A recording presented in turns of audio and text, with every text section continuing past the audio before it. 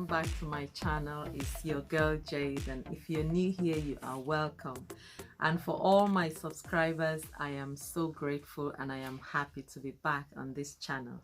So today, guys, I want us to look at ways we can benefit from adversity. How do we benefit from failures? How do we profit from pain? So it was Napoleon Hill who said that for every adversity, there is an equivalent seed of prosperity. And this simply means that for every pain, for every lived experience of pain, of adversity, of failure, there is something behind it. If only we can look deep and look inwardly. So as human beings, we are fundamentally flawed, and I don't care who you are. We are bound to fail. It is part of life. But what matters to me more than anything is what we do when we fail and how we approach failure. I don't want us to associate failure with something sinister. I don't want us to think someone is responsible for our pain. I don't want us to think, oh, there must be something wrong with me, otherwise I would not be failing. It's not true. Everyone fails, and most of the people who succeeded in life are people who dealt with pain differently. So a while ago, I had this conversation with a friend who told me at some point in her life, she concluded she must be paying for the sins of her forefathers because everything she tried to do failed. And I said to myself, what a terrible thing to think about. What a terrible way to see things. And if you recall, in some of my videos, I've always hinted on how we have to, the importance of being present and being intentional, knowing the things we think about and having control over them, because what we think about is they are the things we become eventually. So today I want to share a few things we should benefit, or what I think we can benefit from pain. So when next you fail from doing something, when next you face adversity, I want you to look out for some of these things and view and approach things differently. So the first benefit of failing for me is failure gives us the opportunity to be by ourselves and think. We live in a very noisy world. We live in a very chaotic place. There are so much going on. Life gets increasingly busy, and most of the times people don't have 5 minutes to themselves, in a 24-hour day. So when you fail, naturally we feel low in mood. Naturally we feel isolative, So that is when you have to sit down and take stock of your life, take inventory of what is going on in your life. Look at the person you are and the person you have become. Take stock. And what you're trying to do here is to hold yourself accountable. Most of the pains and, most of the failures we go through, oftentimes they're not caused by anything external. It might just be our lifestyle. It might just be our way of doing things. But I'm going to talk about that shortly. So staying on this point, when we fail, we have the opportunity to sit by ourselves and evaluate things and see where we got it wrong, see where we make mistakes, and consider ways to do things better. So the next point is that when we fail, we are humbled.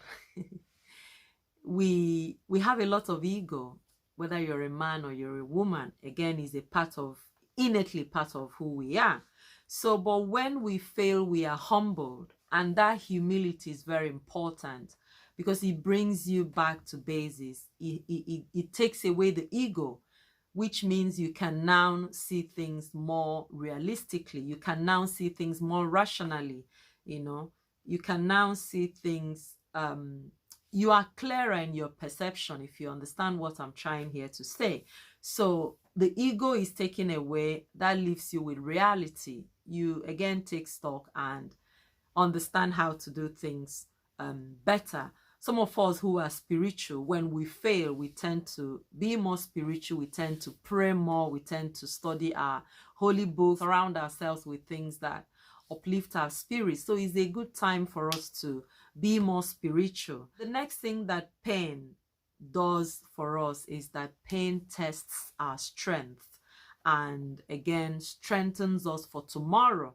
So when we face adversity, we are stretched. We are stretched mentally, we are stretched physically, but more than ever, we push ourselves out of our comfort zone. Sometimes you need to activate those stress hormones in your body, those things that will push you beyond your limit. Just go, just try, just do something different.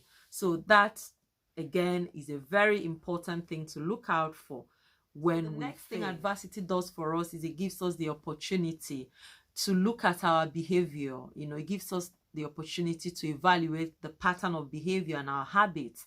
Again, going back to what I said earlier about the lifestyles we live, most of the times we don't take accountability. We don't take responsibility for our failures. We want to blame everything else but ourselves. But when we fail, it is, and again, a good time for us to reflect, do a debrief, go all the way back to the root cause analysis and understand what happened. Not so you can be hard on yourself, not so you can, be overcritical of yourself or someone else, but just to understand how to do things differently tomorrow. When we fail, we know who our true friends are. That is a very important time. Again, everyone loves successful people. Everyone loves success. Success is something that is very attractive, So when we are succeeding, when we are thriving, when we are doing well, when we are, experiencing success and breakthrough, so many people would want to be identified around us. So many people want to share in our glory, whether they are genuinely happy for us or not, is again human nature. But when we fail, it helps us understand those who are genuinely our friends. They will stick around, not stick around to condemn you, not stick around to rub it in and tell you, if only you had done X, Y, Z, remind you of those painful experiences. But people that will hold our hands and remind us that this is not the end of the world. There is always something to learn and, help us go through that period. So it is a very important thing to bear in mind when we fail. Failure helps us to understand that as humans, we must harmonize with others. This means you can't be alone in this life. It is not possible. We need people around us. But what we need more than anything are good people, You need to have your network of friends. You need to have your network of support.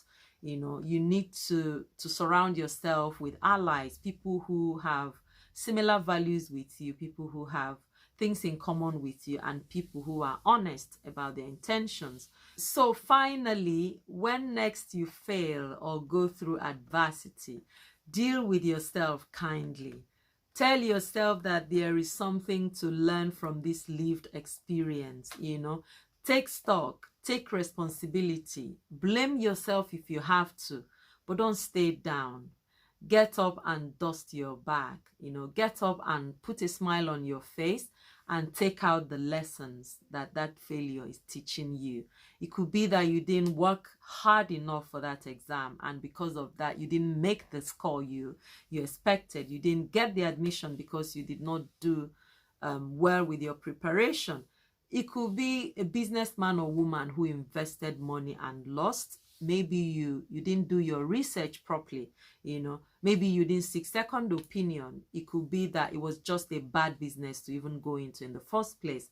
So rather than, again, beat yourself down, reflect and take account, and gain from that experience, learn from that experience, and move on to the next one. Thank you so much for watching, and I look forward to seeing you in another video.